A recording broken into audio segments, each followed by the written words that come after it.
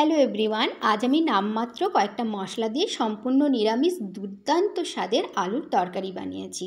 তো এর জন্য আমি নিয়ে নিয়েছি 6 থেকে 7টা মিডিয়াম সাইজের আলুগুলোকে আমি অর্ধেক করে কেটে নিয়েছি খোসা ছাড়িয়ে। তারপর আলুগুলো জল দিয়ে ভালো করে ধুয়ে আমি ওভেনটা অন করে সেদ্ধ হতে দিয়ে দিলাম, আর এতে দিয়ে দিলাম সামান্য একটু লবণ।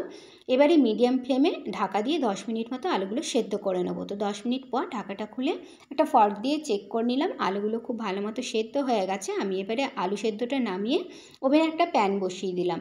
প্যানটা হালকা গরম হয়ে গেলে এতে দিয়ে দিলাম 2 চামচ গোটা জিরে, 2 চামচ গোটা ধনে আর 2 চামচ গোটা মৌরি। তার সঙ্গে দিয়ে দিলাম 2টো শুকনো লঙ্কা।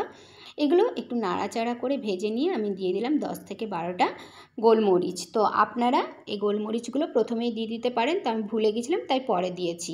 এবারে সব কিছুকে সুন্দর করে ভেজে আমি ঠান্ডা হতে নেব। এর জন্য একটা প্লেটে ঢেলে নিলাম। এবার এগুলো সম্পূর্ণ ঠান্ডা হয়ে গেলে একটা মিক্সিং জারে নিয়ে মিক্সিতে ঘুরিয়ে দানা দানা থাকবে সেরকম গুঁড়ো করে নিচ্ছি। তো এই মশলাটা আপনারা বাড়িতে বানিয়ে রাখতে পারেন, সব কিছু সবজির সঙ্গে দিলে সবজিটা খেতে কিন্তু দারুণ লাগে।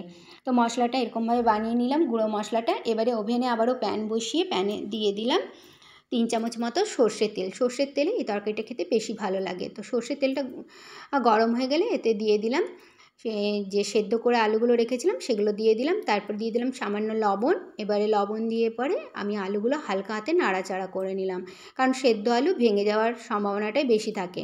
তো এরকমভাবে হালকা হাতে নাড়াচাড়া করে আলুগুলো লাল লাল করে ভেজে নিয়েছি। লাল লাল করে ভেজে নেওয়া আলুগুলো আমি তুলে রাখছি। একবার আমার মতো করে এরকমভাবে আলু সবজিটা বানিয়ে দেখবেন, দারুণ লাগে খেতে। তো ওভেনে প্যানের মধ্যে আবারও আমি দিয়ে দিলাম সামান্য গোটা জিরে, সামান্য কালো জিরে। এগুলো ভাজা ভাজা হয়ে গেলে এর মধ্যে দিয়ে দিলাম ছোটো এক টুকরো গ্রেট করা আদাটাকে সুন্দর করে ভেজে নিলাম। আদার কাঁচা গন্ধ চলে গেছে, খুব সুন্দর ভাজা হয়ে গেছে। এবার এতে দিয়ে দিলাম একটা মিডিয়াম সাইজের ছোটো করে কেটে নেওয়া টমেটো, আর দিয়ে দিলাম সামান্য লবণ আর হলুদের গুঁড়ো, আর দিলাম 2 থেকে 3 পিঞ্চ হিং।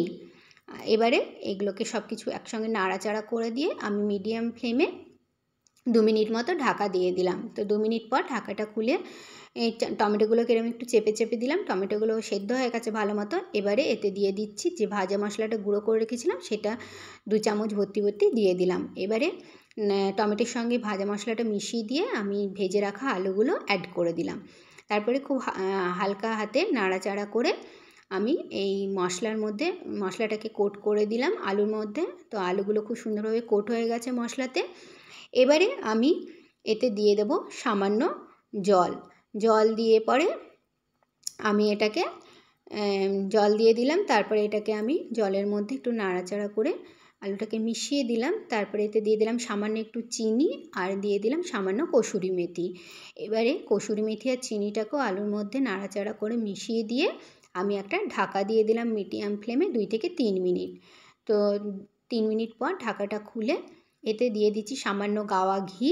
এতে টেস্টটা আরও ভালো লাগে খেতে, আর যেহেতু সম্পূর্ণ নিরামিষ তাই একটু ঘি দিয়ে আমি এরকমভাবে নাড়াচাড়া করে ঘিটা মিশিয়ে দিলেই তৈরি হয়ে গেল দারুণ টেস্টি আলুর সবজি। ওভেনটা অফ করে প্যানটা নামিয়ে আমি সার্ভ করে নিলাম। Please to like, comment, share and subscribe to my channel. আজ এই পর্যন্তই। Thank you so much.